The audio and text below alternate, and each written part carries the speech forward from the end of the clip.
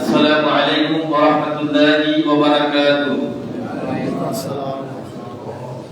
আপনারা কেমন আছেন? আলহামদুলিল্লাহ। সমস্ত প্রশংসা কার? মুমিনরা কেমন থাকে? মুসলিমরা, সৎপথগামীরা ভালো থাকে। কার কথায়? ইন্নাল আবরারা লাফি নাঈম। নিশ্চয়ই সৎকর্মশীলরা কোথায় যাবে? জান্নাতে। সুবহানাল্লাহ বলো। আর জান্নাতের ফিচার, জান্নাতের বৈশিষ্ট্য হলো চিরযৌবন। সুবহানাল্লাহ বলবেন না? জান্নাতের ফিচার কি? চিরযৌবন। 33 বছর অথবা 30 বছরের যুবক বেশে জান্নাতে প্রবেশ করবে। সেখানে দাড়ি থাকবে? দাড়ি দুনিয়াতে দাড়ি রাখা কি ফরজ? দাড়ি রাখা ফরজ, সুন্নাত না। দাড়ি রাখা ফরজ। আল্লাহ কোরআনে বলেছেন দাড়িকে ছেড়ে দাও আর মোছকে ছোট করো। আল্লাহ যেহেতু বলেছে এটা কি ফরজ, আর রাসূল যেহেতু রেখেছেন সেহেতু সুন্নাত। সুবহানাল্লাহ বলেন। আর যেহেতু রাসূল কাটতে নিষেধ করেছেন এইজন্য দাড়ি কাটা হারাম। দাড়ি কাটা কি? এই দাড়ির অনেকগুলো মাসালা, অনেকে বলে সুন্নাত, অনেকে বলে ফরজ, অনেকে বলে হারাম। আলহামদুলিল্লাহ নাহমাদুহু ওয়া নাস্তাঈনুহু ওয়া নাস্তাগফিরুহু ওয়া নু'মিনু বিহি ওয়া নাতাওয়াক্কালু আলাইহি ওয়া নাউযু বিল্লাহি মিন শুরুরি আনফুসিনা ওয়া মিন সাইয়্যাতি আ'মালিনা। মান ইয়াহদিহিল্লাহু ফালা মুদিল্লা লাহু ওয়া মান yudlilhu ফালা হাদিয়া লাহু। ওয়া নাশহাদু আন লা ইলাহা ইল্লাল্লাহু ওয়াহদাহু লা শারীকা লাহু ونشهد أن سيدنا وحبيبنا ومولانا محمدا عبده ورسوله أرسل رسوله بالهدى ودين الحق ليظهره على الدين كله ولو كره الكافرون. صدق الله العظيم. أعوذ بالله من الشيطان الرجيم. بسم الله الرحمن الرحيم. ورسلا قد قصصناهم عليك من قبل ورسلا لم نقصصهم عليك وكلم الله موسى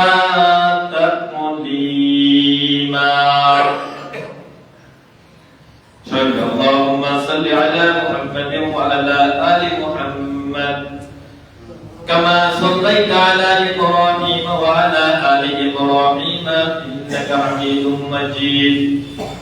اللهم بارك على محمد وعلى آل محمد كما باركت على إبراهيم وعلى آل إبراهيم إنك حميد مجيد. সূরা নিসা 165 নম্বর আয়াতের শেষের দিকে আল্লাহ তাআলা বলছেন ওয়া রুসুলান ক্বাদ কাসাসনাহুম আলাইকা মিন ক্বাবলি ওয়া রুসুলান লাম নাকসাসহুম আলাইকা ওয়া কাল্লামা আল্লাহু মূসা তাকলিমা। এর পূর্বে যে সব নবীর কথা তোমাদেরকে বলেছি তাদের কাছেও আমি ওহী পাঠিয়েছি, এবং যে সব নবীর কথা তোমাদেরকে আমি বলিনি তাদের বলেছি তাদের কাছেও আমি ওহী পাঠিয়েছি। আর আমি মূসার সাথে কথা বলেছি ঠিক যেভাবে কথা বলা হয়, আমরা একজন আরেকজনের প্রতি যেভাবে কথা বলি ঠিক সেভাবেই আমি মূসার সঙ্গে কথা বলেছি। এই রসুল এবং নবী পৃথিবীতে আল্লাহ রাব্বুল আলামিন পাঠিয়েছেন কয়েকটি কারণ। তার মধ্যে দুইটি কারণ হলো সবচেয়ে বেশি গুরুত্বপূর্ণ। প্রথম কারণটি হচ্ছে মুবাশশির। তারা হলেন শুভ সংবাদদাতা। কিসের শুভ সংবাদদাতা? প্রত্যেকটি কওম এবং প্রত্যেকটি গোত্রের কাছে, প্রত্যেকটি জাতির কাছে আল্লাহ রাব্বুল আলামিন যুগে যুগে অসংখ্য নবী পৃথিবীতে প্রেরণ করেছেন। এই নবীদের সংখ্যায় লক্ষাধিক নবী তিনি প্রেরণ করেছেন। এই নবীদের প্রথম কাজ ছিল শুভ সংবাদদাতা হিসেবে। শুভ সংবাদটা কিসের? শুভ সংবাদটা হলো পৃথিবীতে যদি আপনি সত্য কথা বলেন, ন্যায় বিচার করেন, সত্য পথে চলেন, অন্যের হক আপনি নষ্ট না করেন, অন্যের হক আদায় করেন এবং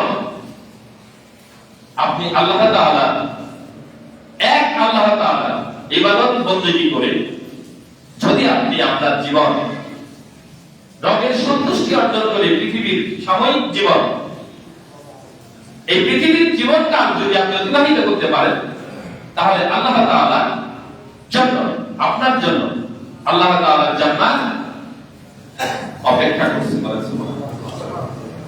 যে জান্নাতের দরজা হবে 8টা। কয়টা? 8টা। এই 8টি দরজা যে যেমন আমলের স্তর হবে, যে যেমন আমলকারী হবে, সেই দরজাগুলো ঠিক সেইভাবে সেই বান্দাকে জান্নাতে যাওয়ার সময় ডেকে নেবেন। রাসূল সাল্লাল্লাহু আলাইহি সাল্লাম বলেন, একমাত্র পৃথিবীতে একজন মানুষ যাকে জান্নাতের 8টি দরজা একসাথে ডাকবে এবং খুব কাকুতি মিনতি করে ডাকবে। বলেন সুবহানাল্লাহ। রাসূল সাল্লাল্লাহু জিজ্ঞাসা করলেন, হে রাসূলুল্লাহ, এই ব্যক্তিটি কে? আল্লাহ রাসূল সাল্লাল্লাহু আলাইহি সাল্লাম বললেন, তিনি হলেন হযরতে আবু বকর রাদিয়াল্লাহু তাআলা। সুবহানাল্লাহ। হযরতে আবু বকর রাদিয়াল্লাহু তাআলা কে 8টি দরজায় জান্নাতে ডাকবেন, কিন্তু আমাদেরকে একটি দরজাও ডাকতে পারে, একাধিক দরজাও ডাকতে পারে, আবার একটি দরজাও না ডাকতে পারে। ঠিক না ভাই? জান্নাতে যাওয়ার সৌভাগ্য অর্জনকারী হিসেবে আমাদের দুনিয়াতে জীবন যাপন করতে হবে। এটা হলো শুভ সংবাদদাতা। এই শুভ সংবাদদাতা হিসেবে, মুবাশশিরিন হিসেবে রাসূলদেরকে, নবীদেরকে আল্লাহ তাআলা এই পৃথিবীতে প্রেরণ করেছেন। আরেকটা হলো মুনজিরিন, অর্থাৎ মুনজিরিন শব্দের অর্থ হলো সতর্ককারী। নবী এবং রাসূলদেরকে আল্লাহ তাআলা সতর্ককারী হিসেবে পৃথিবীতে প্রেরণ করেছেন। সতর্ককারীটা কি? যে আপনি যদি এই ভালো কাজগুলি না করেন, অন্যায় পথে চলেন, মিথ্যা কথা বলেন, অন্যের হক নষ্ট করেন, জীবনে জিন্দেগি যদি আপনি পাগলামির মধ্যে কাটিয়ে দেন, পাগলামি হচ্ছে জুয়া, পাগলামি হচ্ছে মদ, নেশা, পাগলামি হচ্ছে জেনা, পাগলামি হচ্ছে ব্যভিচার, পাগলামি হচ্ছে সুদ, পাগলামি হচ্ছে ঘুষ। এই কয়েকটা জিনিস, এটা পাগলামি ছাড়া আর অন্য কিছু নয়। পাগলামি এই কারণেই বললাম যে একজন সুস্থ সবল মানুষ, একটি সুস্থ মানুষ, সে যে জাতির হোক, আর যে ধর্মের হোক, আর যে গোষ্ঠীর হোক, আর যে বর্ণের হোক, আর যে দলের হোক, আর যে কোনখানে হোক না কেন, একজন সুস্থ মানুষ কখনো নেশা করতে পারে, একজন সুস্থ মানুষ কখনো ব্যভিচার করতে পারে, একজন সুস্থ মানুষ কখনো ঘুষ নিতে পারে। এরা যে দলের, যে ধর্মের মানুষ হোক না কেন, এরা হলো পাগল। যদি আপনি এইরকম জীবন যাপন করেন, আপনার রবের নির্দেশিত রাস্তায়, আপনার রাসূলের নির্দেশিত হুকুমে এবং আদর্শে অনুপ্রাণিত হয়ে যদি আপনি আপনার জীবন যাপন না করেন, তাহলে আপনার জন্য মুনজিরিন, নবী এবং রাসূলগণ হচ্ছেন সতর্ককারী। আপনি ঠান্ডাট হয়ে যান, স্টপ হয়ে যান, তাহলে আপনার জন্য অপেক্ষা করছে ভয়াবহ জাহান্নাম। নাউযুবিল্লাহ। এই জাহান্নামের বর্ণনা কি? জাহান্নামের বর্ণনা হলো জান্নাতের উল্টো। জান্নাতে আপনি চিরস্থায়ী জান্নাতি হবেন, জাহান্নামেও আপনি চিরস্থায়ী জাহান্নামী হবেন। এই দিকটা শুধু একটা ঠিক, বাকি সবগুলো দেখি। জান্নাতে আপনি সুঠাম দেহের অধিকারী হবেন, আর জাহান্নামে হবেন আপনি হ্যাংলা। জান্নাতে আপনি চিররুগ্ন,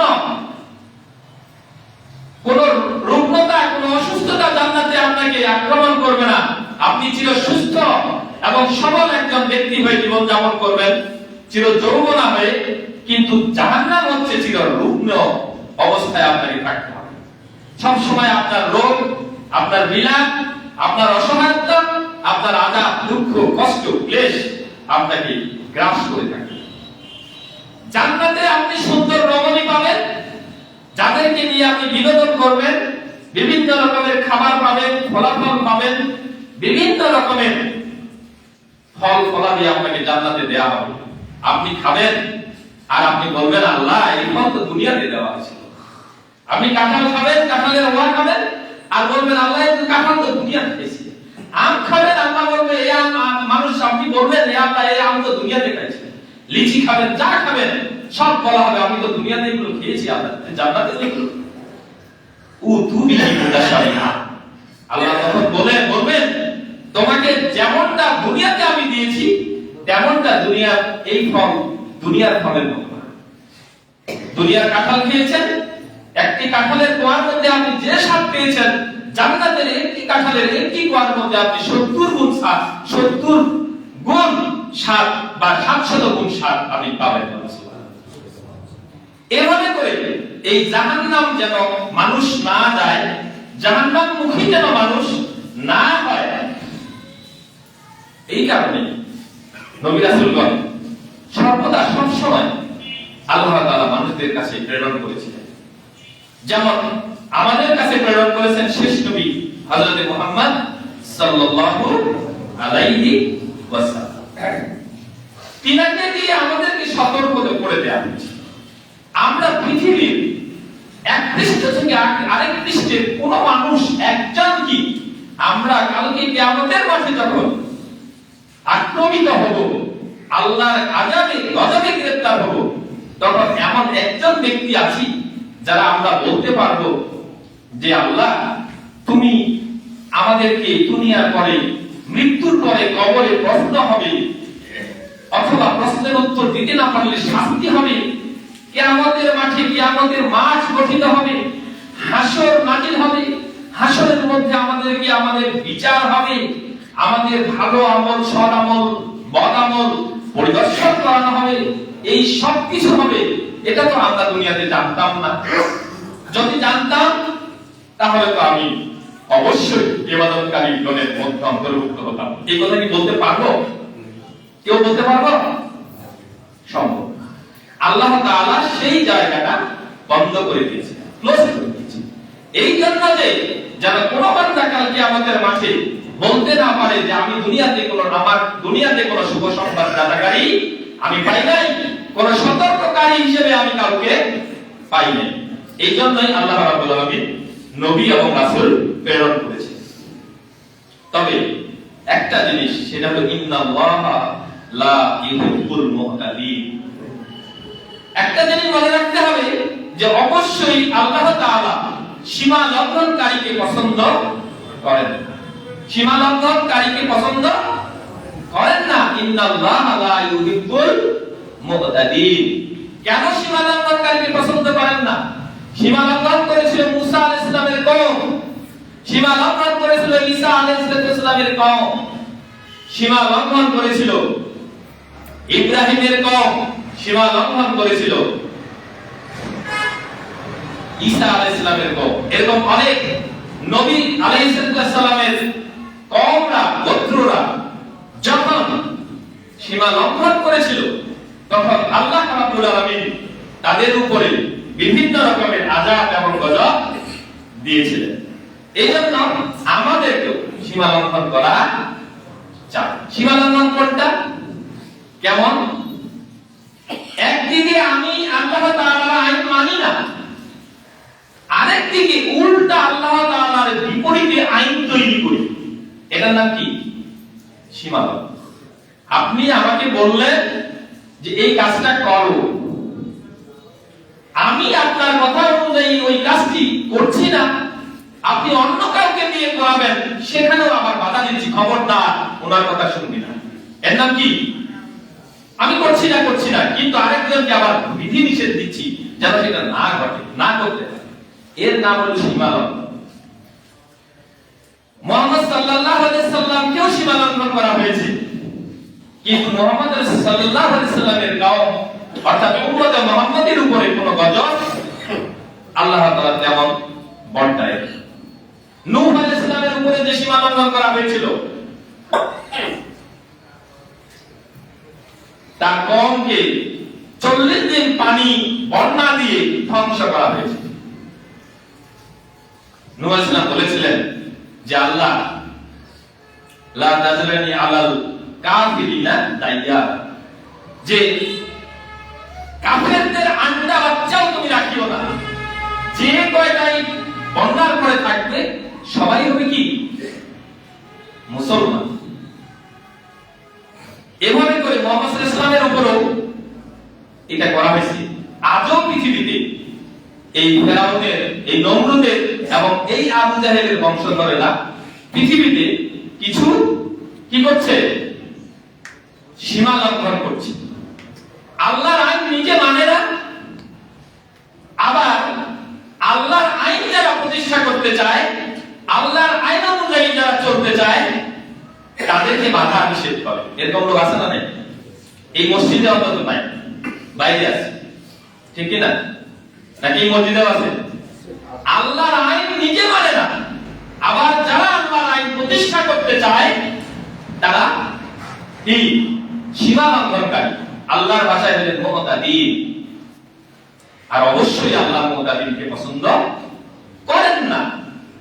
এরা নিজেরা আইন মানবে না, আল্লাহর আইন প্রতিষ্ঠা করতে দেবে না।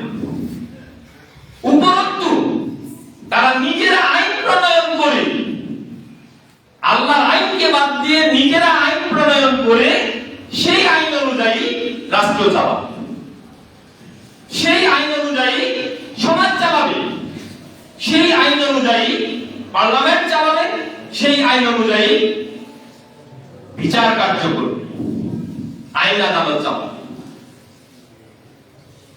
এই ধরনের টেন্ডেন্সি যদি আপনার মধ্যে থাকে, আপনি পোষণ করেন, তাহলে আপনাকে বুঝতে হবে আপনি নিশ্চিত মুতাদিন। আপনি আল্লাহর আইন মানেন না, আল্লাহর আইনের উপরে আপনি আইন সৃষ্টি করে, আইন তৈরি করে, আইন লিখে, লিপিবদ্ধ সংবিধান লিপিবদ্ধ করে, সেই সংবিধান অনুযায়ী আপনি সমাজ, পার্লামেন্ট এবং সমাজ আইন সভা আপনি চালাইতে চান, তাহলে বুঝতে হবে আপনি মুতাদিন। আল্লাহ তাআলা আমাদের সবাইকে মুতাদিনের অন্তর্ভুক্ত থেকে হেফাজত করুন। সবাইকে আল্লাহ তাআলার আইন, কোরআনের বিধান মেনে নিজের জীবনে এবং পার্লামেন্ট সহ সমাজ, রাষ্ট্রে মানার তৌফিক দান করুন। আল্লাহুম্মা আমিন। এই নবীদেরকে আল্লাহ তাআলা যে পৃথিবীতে পাঠিয়েছিলেন, এটা কি আমরা নির্বাচন করে পাঠিয়েছিলাম? মুহাম্মদ সাল্লাল্লাহু আলাইহি ওয়াসাল্লামকে কি নির্বাচন করা হয়েছিল যে অমুক মুহাম্মদ সাল্লাল্লাহু আলাইহি ওয়াসাল্লাম তিনি শেষ নবী, তাকে আমরা সবাই ভোট দিলাম? নবী কি ভোটে হয়েছিল?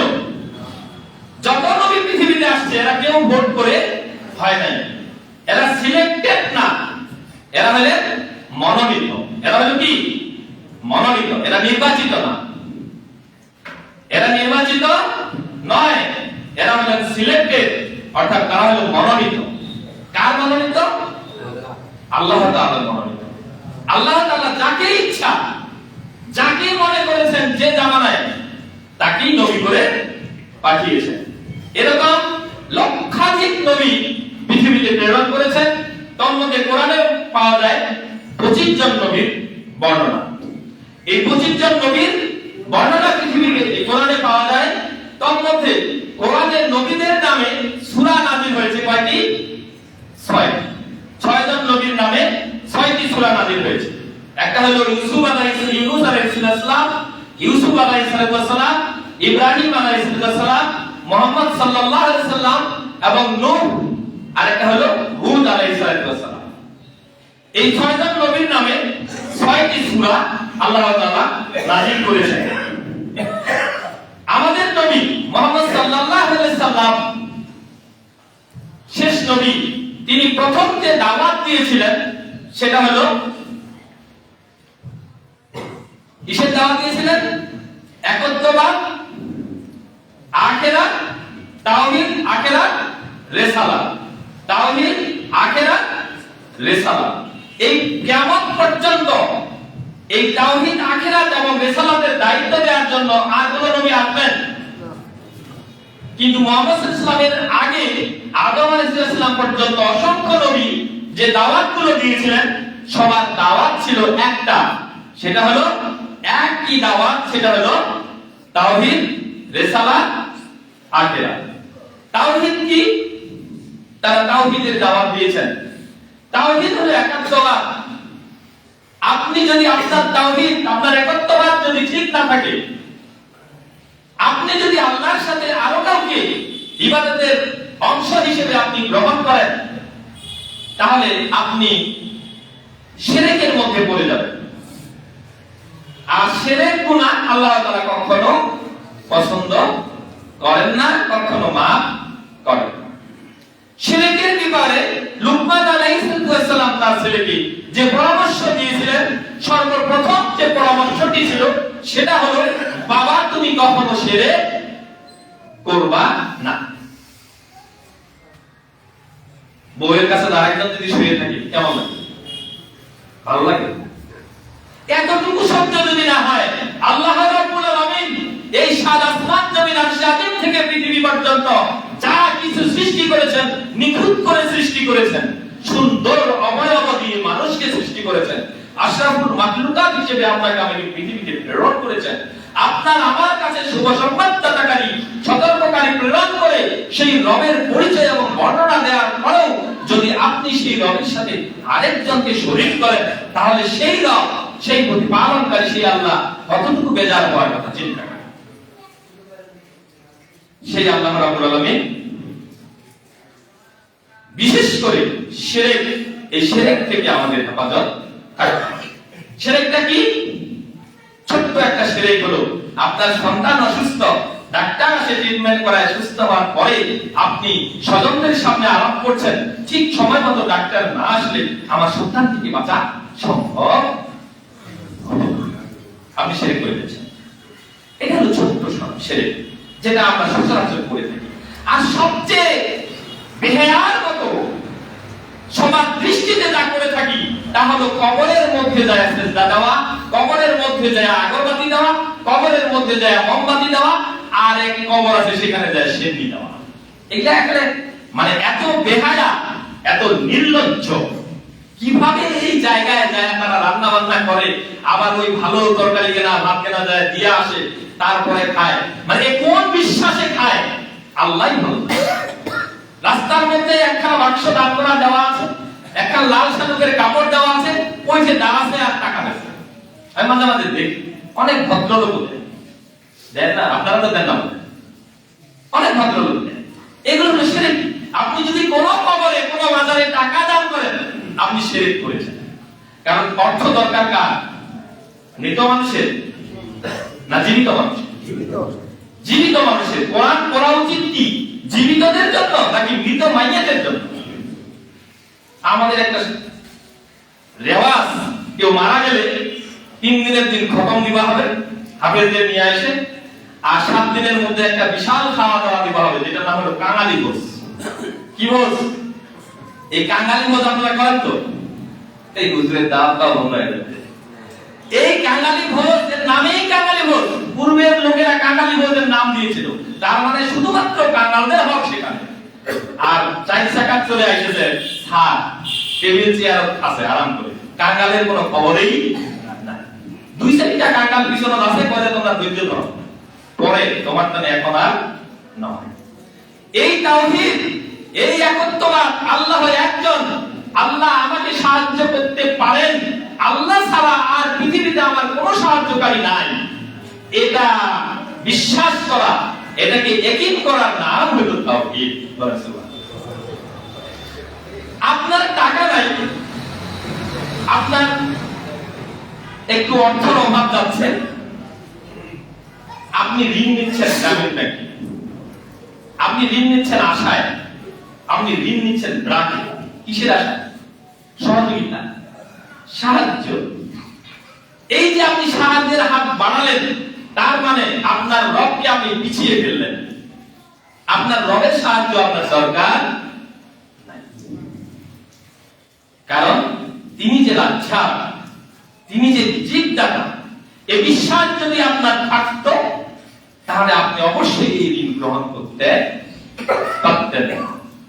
আপনার জন্মের অনেকদিন পূর্বে আপনার মায়ের বুকের মধ্যে আপনি আসবেন কবে, সেই চিন্তা আল্লাহ করে রেখে আপনার মায়ের বুকের মধ্যে ওলাদ তৈরি করে দিয়ে আপনি যখন গর্ভে আসেন, তখন সেটাকে দীর্ঘদিন, দীর্ঘ 9 মাসে এটাকে দুধে পরিণত করে দিয়ে আপনি যখন গর্ভ থেকে বের হলেন, তখন এটাকে পরিপুষ্ট দুধ করে আপনার পানের জন্য যিনি রেডি করেছেন, সেই রবকে আপনি অস্বীকার করেছেন।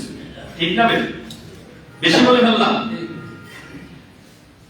আর এখনকার বিজ্ঞানীরা বলছে ওই শাল দুধের মধ্যে আছে শিশুর যত রকমের টিকা বাংলাদেশ সরকার দিয়ে থাকে, সকল টিকার ঔষধ। বলেন আমরা কি অনেকে এই শাল দুধটা খাওয়াই না? আবার এই ঋণ অনেকেই দুঃখে কষ্টে পড়ে খেয়ে না খেয়ে নেয়। আবার অনেকেই আছে শৌখিনতা বসে। শৌখিনতাটা কেমন? শহরে বাড়ি কিনবে, অথবা জমি কিনতেছে, 1 লাখ টাকা আনে না, অথবা দোকান ঘর নিচ্ছে, ব্যবসা করছে, ব্যবসার মধ্যে ঢুকাবে। এইটা হলো শৌখিনতা। আপনি যদি আল্লাহর উপর বিশ্বাস রাখেন, আমানতু বিল্লাহি ওয়া আসমাইহি ওয়া সিফাতিহি, যদি আল্লাহর উপর বিশ্বাস রাখেন, আল্লাহর নাম সমূহের উপর বিশ্বাস রাখেন, আর আল্লাহর নাম সমূহ হলো রহমান, আল্লাহর নাম সমূহ হলো গফুর, আল্লাহর নাম সমূহ হলো কাহ্হার, আল্লাহর নাম সমূহ হলো রাজ্জাক। এই রাজ্জাক যদি আপনি রাখেন, তাহলে আপনি কারো কাছে অন্তত অর্থ সহায়তা আপনি নিতে পারেন না। তবে কর্জে হাসানা নেওয়া দুরস্ত অবস্থায় আপনি কর্জে হাসানা নেবেন এবং কর্জে হাসানা দেবেন, এর মধ্যে কোনো দোষের সুদের উপর যেটা নেওয়া কিস্তি হিসেবে, সেখানে আপনি 1 লাখ টাকা নিলে 1 বছরে 1,14,000 টাকা যায়। কত টাকা যায়? 14,000। মাইন্ড করিয়েন না যারা সুদের সঙ্গে আছেন। এই সুদ আল্লাহ তাআলার একত্ববাদকে কি করে? লঙ্ঘন করে।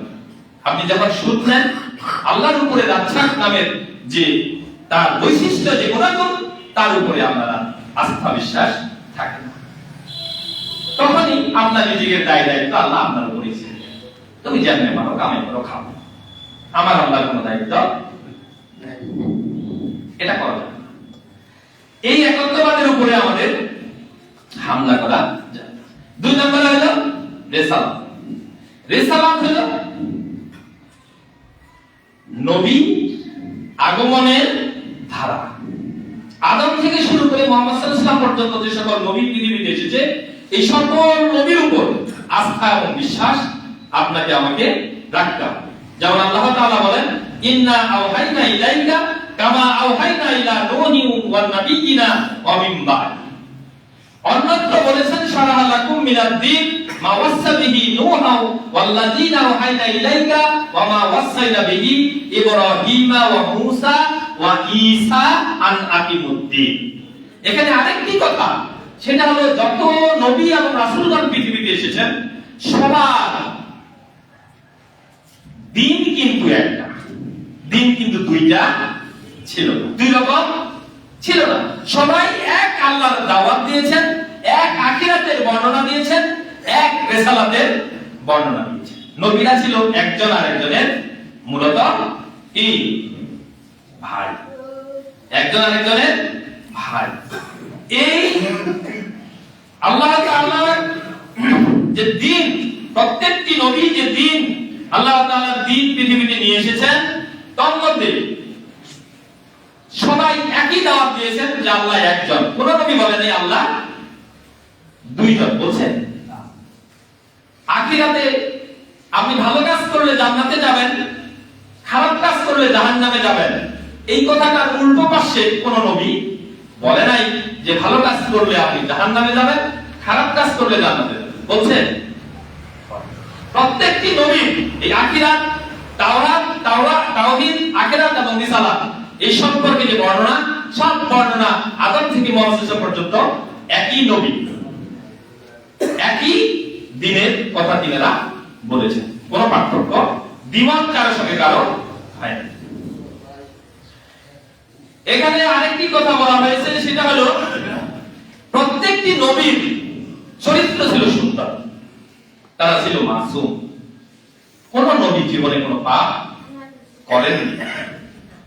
ছোটখাটো যে একটি ভুল তারা করেছেন, কিন্তু ভুল করার সাথে সাথেই তারা শোচনীয় অবস্থায় আল্লাহ তাআলার কাছে মাফ করে দিয়েছেন।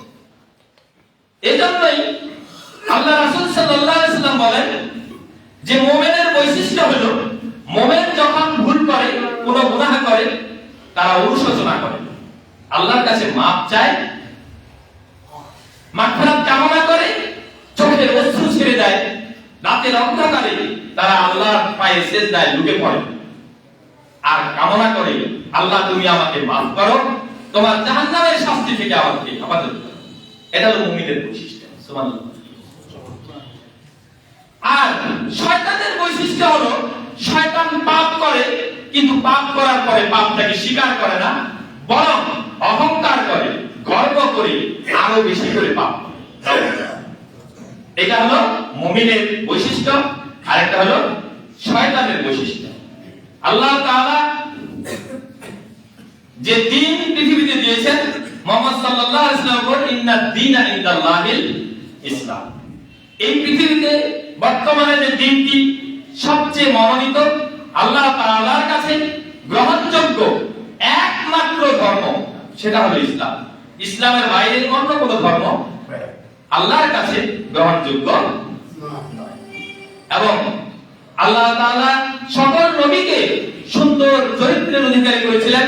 তার প্রমাণস্বরূপ তার হাবিবকেও বলেছেন ইন্নাকা আলা খুলুকিন আযীম, নিশ্চয়ই আপনি সুপ্রতিষ্ঠিত কিসের উপর? সুউচ্চ মর্যাদা সম্পন্ন চরিত্রের, চারিত্রিক বৈশিষ্ট্যের। এরকম চারিত্রিক বৈশিষ্ট্য সম্পন্ন আর কোন নবী, আর কোন রাসূল, আর কোন মানুষ পৃথিবীতে আসেন নাই, আর আসবে না। এই জন্য আমাদের নবী হলেন রাহমাতুল লিল আলামিন। তিনি যখন মেরাজের দিকে যান, তিনি বাইতুল মুকাদ্দাসে গিয়ে যে নামাজ পড়েছিলেন, 2 রাকাত ইমামতি করেছিলেন, সেখানে সকল নবীগণকে মুক্তাদি করে তিনি ইমামতি করেছিলেন। আর সেটাই প্রমাণ করে যে আমাদের নবী হলেন খুলুকিন আযীম, সর্বোচ্চ চরিত্রের অধিকারী। এই নবীগণ সব সময় আল্লাহ তাআলার একত্ববাদ, আখিরাত এবং রিসালাতের দায়িত্ব দিয়ে গিয়েছে। সবার কথা একটাই ছিল, আমানতু বিল্লাহি ওয়া মালাইকাতিহি ওয়া কুতুবিহি ওয়া রুসুলিহি ওয়াল ইয়াউমিল আখির ওয়াল কদরি খাইরিহি ওয়া শাররিহি মিনাল্লাহি তাআলা ওয়াল বা'স বা'দাল মাউত। এই 7টি বিষয়ের উপর আপনি ঈমান আনার পরে, যদি আপনি এই 7টি বিষয়ের উপরে ঈমানের একগ্রতায় যদি টিকে থাকতে না পারেন, তাহলে বুঝতে হবে আপনার ঈমান দুর্বল হয়ে গেছে, অথবা আপনার ঈমান শেষ হয়ে গেছে। এবং প্রত্যেকটি নবী যে দাওয়াত দিয়েছিল, এরা সবাই ছিল ইসলাম। সবার ধর্মের নাম কি ছিল? ইসলাম। প্রত্যেকটি নবীর ধর্ম ছিল ইসলাম। ইব্রাহিম আলাইহিস সালাম প্রতিষ্ঠিত ছিলেন কিসের উপর? মুসলিমের উপর। ওয়া আনা মিনাল মুশরিকিন, বলে না, ইন্নী ওয়াজ্জাহতু ওয়াজহিয়া লিল্লাযী ফাতারাস সামাওয়াতি ওয়াল আরদা হানিফা ওয়া মা আনা মিনাল মুশরিকিন। আমি মুশরিকদের অন্তর্ভুক্ত নই, বরং আমি হচ্ছি কি? মুসলিম। এটা কে বলেছিল? এবং দেখেন হযরতে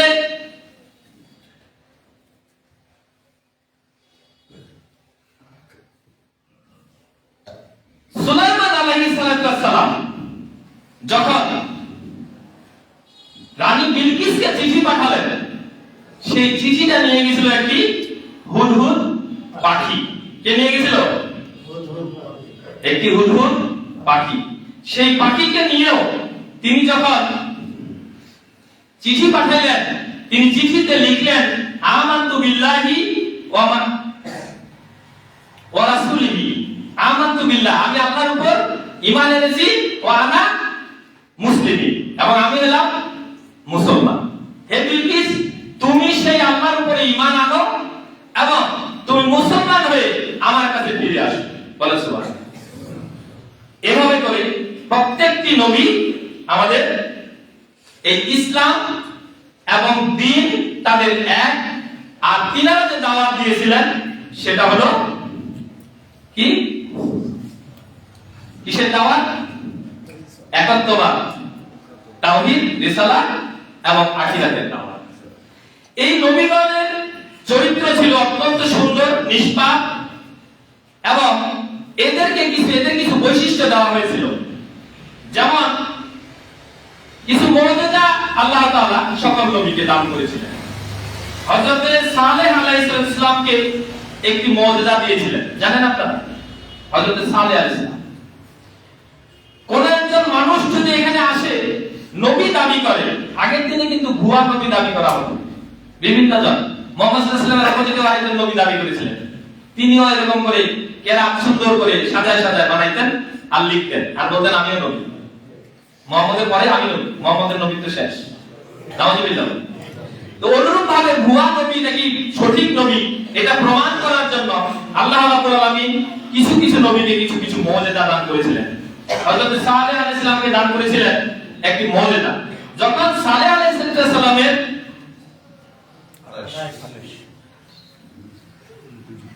সালেহ আলাইহিস সালামের গোত্র যখন তাকে বলল যে আপনি যদি নবী হন তাহলে আমাদেরকে একটা প্রমাণ দিতে হবে, সালেহ আলাইহিস সালাম বলেন কি প্রমাণ দিতে হবে? তো পাহাড়ের কাছে গিয়ে বলল যে ওই পাহাড়, বিশাল পাহাড়, এই পাহাড় থেকে পাহাড় ফেটে তুমি একটা উট বের করে নিয়ে আসবে, যে এই উটটি হবে 10 মাসের গর্ভবতী এবং বের হয়ে আসে একটি বাচ্চা প্রসব করবে এবং সেই উটটির দুধ দেবে, আমরা সেই উটটির দুধ খেয়ে আমরা তোমার কালেমা পড়ে নেব, আমরা তোমার ঈমান আনে নেব, তোমার ইসলামে দীক্ষিত হব, তোমার রবকে আমরা মেনে নেব। বলছি ঠিক তো? কয় ঠিক। কয় যদি না করো? কয় না করো না, করবো অবশ্যই। কয় না করলে কিন্তু অসুবিধা আছে। তখন সালেহ আলাইহিস সালাম আল্লাহর কাছে দোয়া করলেন যে আল্লাহ, আপনি তো সবকিছু জানেন, সবকিছু দেখেন, যে আমার উম্মতেরা, তোমার বান্দারা এই দাবি করেছে, তুমি আমাকে এরকম কি করো, সুযোগ দাও। আল্লাহ রাব্বুল আলামিন সালেহ সালামকে বললেন তুমি পাহাড়কে নির্দেশ করো, পাহাড় থেকে একটু উষ্ট্রি বের হয়ে আসবে। ঠিক কথা মতো একটু উষ্ট্রি বের হয়ে আসলো। 10 মাস গর্ভধারণের একটি উট বের হয়ে আসে, প্রসব করলো, বাচ্চা প্রসব করলো এবং দুধ দেওয়া শুরু করলো। ওখান থেকে সবাই দুধ নিয়ে দুধ পান করলো। তারপরে আপনি একটা জাদুকর, আপনার মতন জাদুকর বর্তমান দেশে আর নাই, আপনি একটি জাদুকর। তো এই সালেহ ইসলামের কাউম যখন এইটা দেখে যখন বলল যে আপনি জাদুকর, তখন সালেহ ইসলাম আল্লাহর কাছে দোয়া করলো, আল্লাহ তোমার বান্দারা তো নাফরমানি করেছে। আল্লাহ তাআলা একটা বিকট আওয়াজ দিলেন, এমন বিকট আওয়াজ দিলেন, এই আওয়াজের মধ্যেই সালেহ আলাইহিস সালামের কওমেরা কর্ণকুহর ফেটে, মস্তিষ্ক ফেটে তারা পড়ে গিয়ে জমিনে পড়ে গিয়ে সব ধ্বংস হয়ে গেল। নাউজুবিল্লাহ। এইরকম একটি কিমাকার শব্দ, যে শব্দ কানে কখনো শুনেনি, কখনো অন্তর কল্পনা করেনি, সেই একরকম একটি শব্দের জন্য কিন্তু আমরা অপেক্ষমান। ইসরাফিল আলাইহিস সালাম এই যে ফু দিবেন সিংহায়, তিনি সিংহা মুখে নিয়ে রবের আরশে আজিমের দিকে চেয়ে অল টাইম প্রার্থনা করছেন কখন তার রব তাকে নির্দেশ দিবে আর তিনি ফু দিবেন। তিনি প্রস্তুত হয়ে আছেন, আপনার আমার মতন অপ্রস্তুত না। আযান হইছে, হোক না, রমজান মাস এসেছে, কি হইছে তো পর্দা দিয়ে খাওয়া যাবে, এইরকম না, একদম রেডি হয়ে আছে। এই ফু হবে, ধ্বংস হবে। আল্লাহ তাআলা আমাদের সবাইকে ঈমান ও আমলের সাথে এই দুনিয়ার জীবন পরিচালনা করার তৌফিক দান করুন। আলোচনা ভালো কথাগুলি আমলে নেওয়ার তৌফিক দান করুন। আমিন। আখির দাওয়ানা আলহামদুলিল্লাহি রাব্বিল আলামিন।